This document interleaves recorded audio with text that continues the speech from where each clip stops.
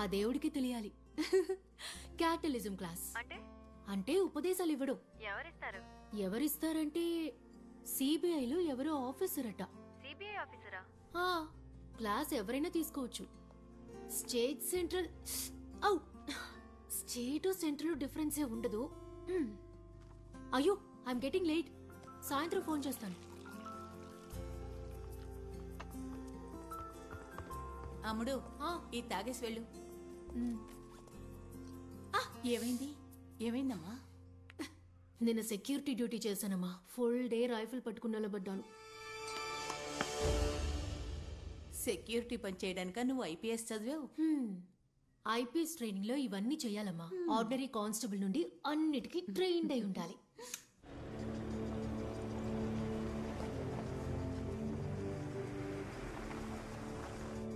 ఓకేమా, bye.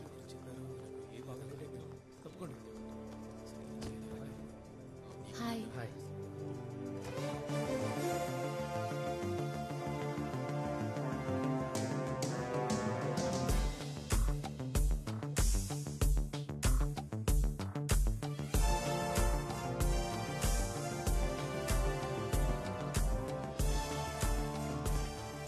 I'm Balu and he's Vinay, my colleague.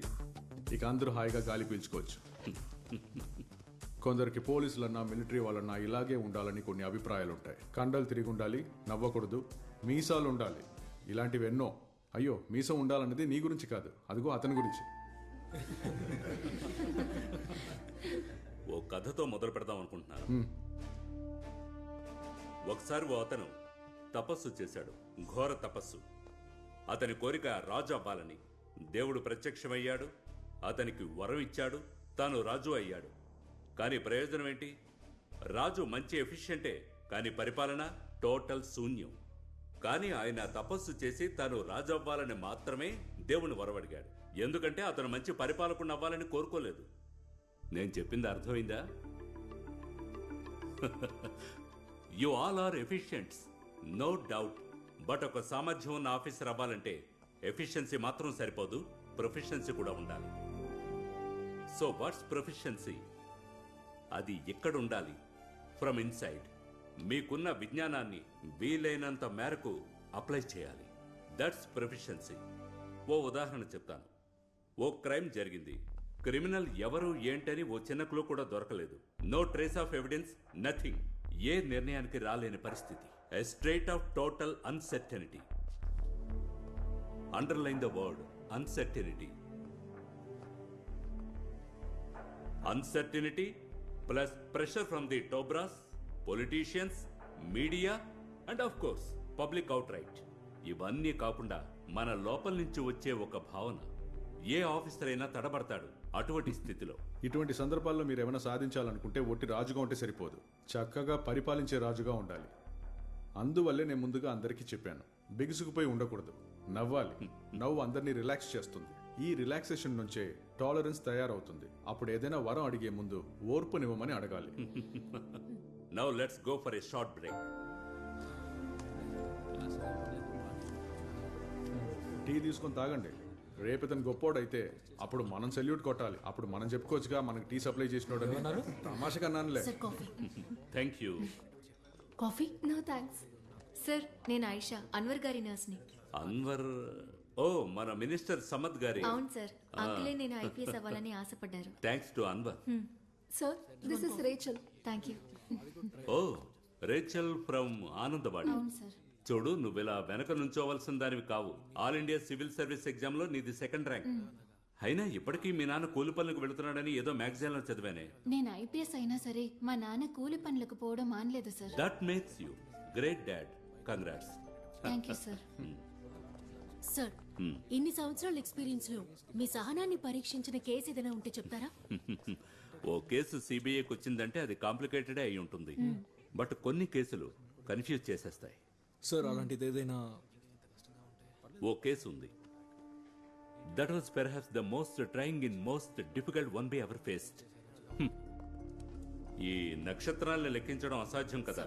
ఆ case కూడా అలాంటిదే. మా బాస్ సేతు సార్తో సహా అందరినీ టెన్షన్ పెట్టింది.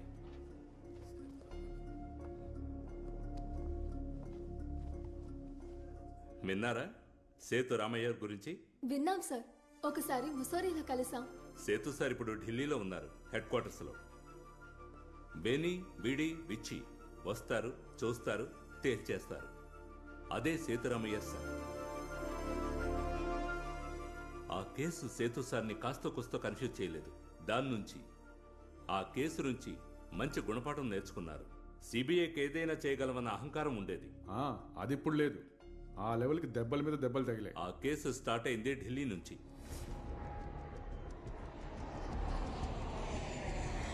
ఫ్లైట్లో ఆ రోజు మిగతా ప్యాసింజర్స్ తో పాటు స్టేట్ మినిస్టర్ అబ్దుల్ సమద్, ఆయన ప్రైవేట్ సెక్రటరీ అన్వరు ఉన్నారు.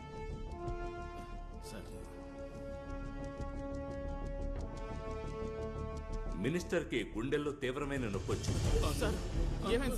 ఈ ఫ్లైట్ లో డాక్టర్ సార్ ఉంటే ఇమిడియట్ గా రండి. సార్ ఏమైంది సార్? మామూలుగా అయినా ఏ టాబ్లెట్ వేసుకుంటారు? ఏమైంది సార్? ఎకోస్పిన్ సార్బేట్ టాబ్లెట్ ఉందా? లగేజ్ లో ఉన్నాయి. ఎవరి దగ్గర ఎకోస్పిన్ సార్బేట్ టాబ్లెట్ ఉందా?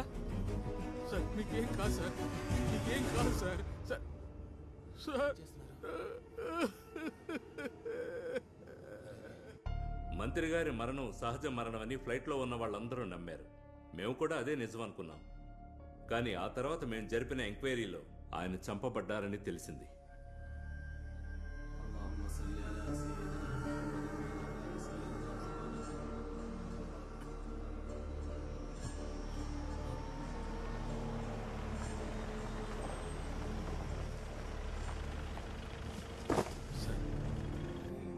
రండి సార్.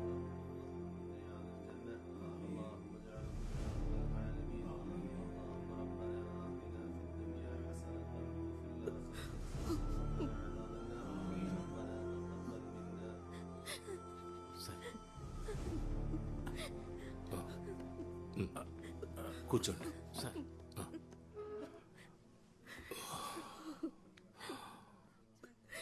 నాకు ఇప్పటికీ నమ్మశక్యంగా లేదు. నిన్నటి వరకు అందరికీ తోడుగా ఉన్నారు, ఇవాళ లేరు. రాజకీయాల్లో ఆయన పాత్ర ఎంతో ముఖ్యమైంది. ఆ గ్యాప్ని ఎలా ఫిల్ చేయాలో నాకు తెలియడం లేదు. ఒంటరి వాళ్ళం అయ్యామని బాధపడకండి, మేమందరం ఉన్నాం. ధైర్యంగా ఉండండి.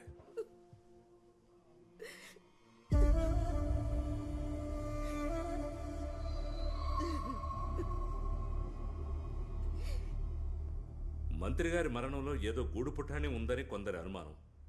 ఆ తర్వాత జరిగిన మరణాలు దాన్ని నిజమని తేల్చాయి. ఆ మరణాలు తర్వాత బాస్కెట్ కిల్లింగ్స్ గా పేరు పొందాయి. అఫ్కోర్స్ మీరు వినే ఉంటారు బాస్కెట్ కిల్లింగ్స్ అనే పేరు. ఆ రోజుల్లో కొందరు వాటి గురించి చదివి ఉండొచ్చు. బట్ మీరు చదివింది విన్నది కూడా యథార్థం. బాస్కెట్లో రెండవదిగా వచ్చింది ఒక మ్యాన్ మిస్సింగ్. ఎప్పటి నుంచి ఆయన కనిపించకుండా పోయింది? ఇవాళతో 2 రోజులైంది సార్. ఏంటి ఆయన పేరు? ముత్తుకోయ. వయసు? 24. ఇల్లు ఎక్కడా? ఇక్కడ రైస్ మిల్ కి దగ్గర. రైస్ మిల్ కి దగ్గర. ఏం చేస్తుంటాడు? చనిపోయిన మంత్రి సమద్ గారి బిజినెస్ స్టాఫ్ గా ఉండేవాడు. బాస్కెట్ కిల్లింగ్స్ లో తర్వాతది మినిస్టర్ సమద్ గారి పర్సనల్ డాక్టర్, పేరు పొందిన cardiologist doctor Venu.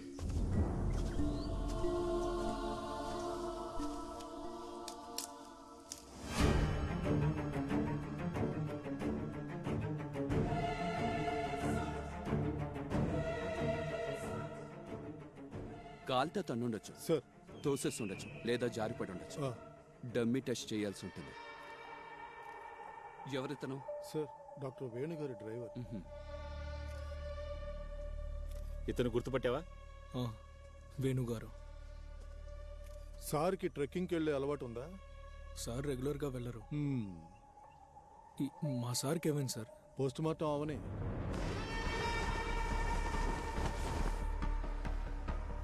బాసురన్ freelance journalist, రచయిత, యాక్టివిస్ట్, చిత్రకారుడు, అన్ని. మిస్టర్ బాసురన్, మినిస్టర్ సమద్ గారి, డాక్టర్ వేణు గారి మరణాలలో మీకు అనుమానం రావడానికి కారణం? సందేహమే కదండి అన్నిటి కారణం. మంత్రి గారు చనిపోయారు. మంత్రి గారు పర్సనల్ డాక్టర్ ట్రక్కింగ్ లో చనిపోయారు. ట్రక్కింగ్ చేస్తూ కాల్ స్లిప్ అయి వాళ్ళు అలాగే కథలు అల్లుతారు. మంత్రి గారి పిఏ ముత్తుకు మిస్ అయ్యి చాలా రోజులు అవుతుంది. ఎంక్వైరీలో ఏ ఆధారాలు దొరకలేదు. అనుమానాలు రావా మరి? మినిస్టర్ సమద్, సీఎం గారు కలిసి ఢిల్లీకి ఎందుకు వెళ్లారు అని మీరు అడిగినట్టు నాకు బాగా గుర్తుంది. ఎందుకు అలా అడిగారు? అనుమానం వచ్చింది కాబట్టి అడిగాను. సీఎం మినిస్టర్ సమద్ ఢిల్లీ నుంచి కలిసి రావాలి కదా, కానీ సీఎం రాలేదుగా. వాడు అడుగుతున్న ప్రశ్నలకి సమాధానం చెప్పాల్సిన అవసరం నాకు లేదు. పత్రికల వాళ్ళు ఏమైనా అనొచ్చా?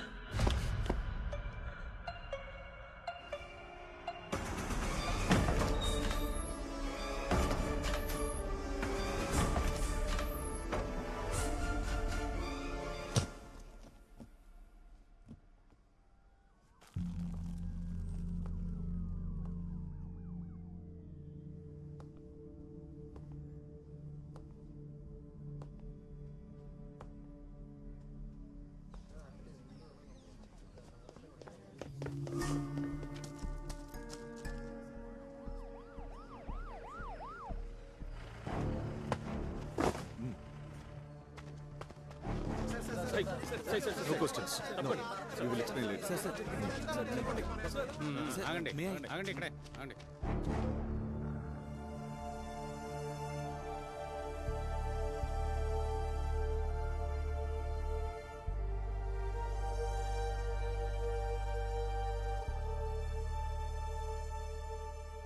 పోస్ట్ మార్టం చేయకుండానే చెప్పొచ్చు సార్, చంపి ఊరేశారని.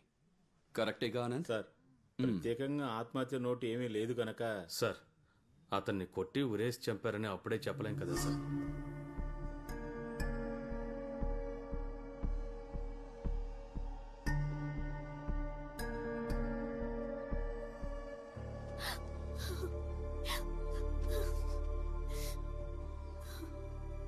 డెడ్ బాడీని తీసుకెళ్లిన తర్వాత ఛానల్కి రండి. మీరే స్ట్రాంగ్గా చెప్పాలి చంపేసి ఊరి వేశారని.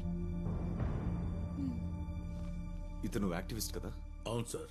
మినిస్టర్ సమత్ చనిపోయినప్పుడు కూడా వీడు అరిచి గోలగోల చేశాడు. డాక్టర్ వేణు చనిపోయినప్పుడు కూడా. అది మీడియా కట్టు కదా ఉంటుంది. లేదు, ఇతను నాకు బాగా తెలుసు.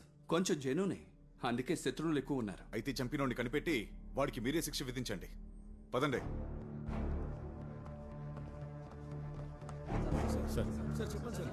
No comments. నో. ఆ అమ్మాయి ఎవరంట? సార్, తన గర్ల్ ఫ్రెండ్ అని చెప్తుంది. రా.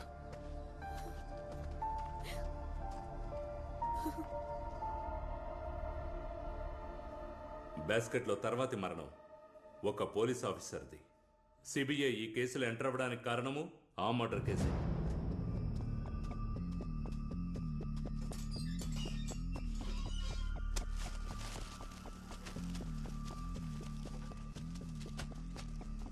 అన్నా, 3 హిందూ పేపర్స్ ఉంటే ఇవ్వరా? లేదమ్మా.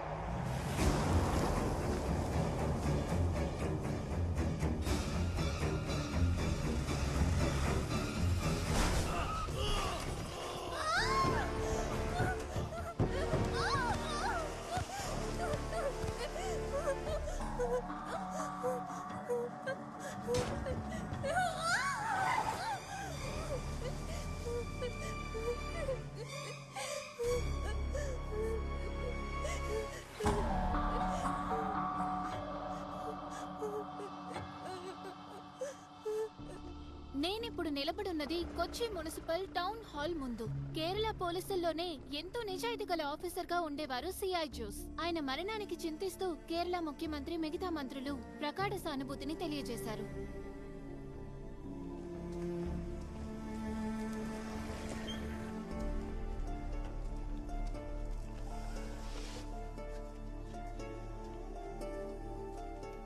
అక్క నువ్వు చూసింది పోలీసులు చెప్తే డబ్బులు ఇస్తారక్క? ఎందుకు? చిపోరా. ఇస్తారక్క.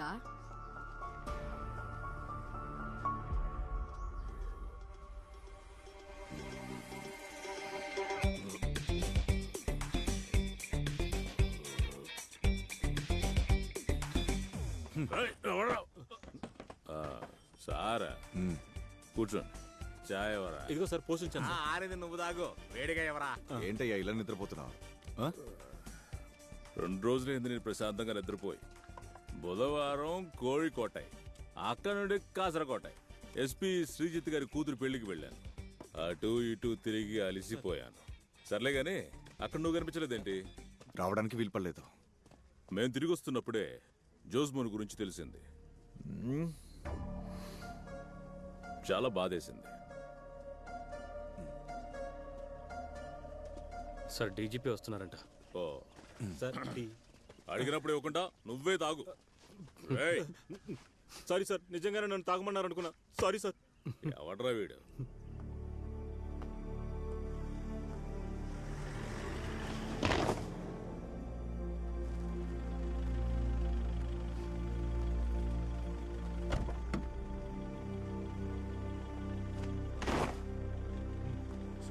రండి sir.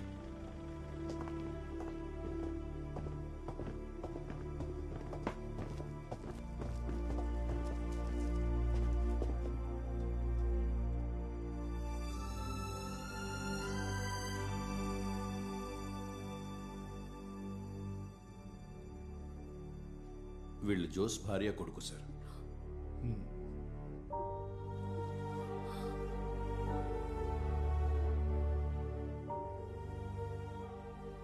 It was pitch dark sir. అందువల్లే వెహికల్ ఏదని ఖచ్చితంగా ఐడెంటిఫై చేయలేకపోయాం. Hit and run possible.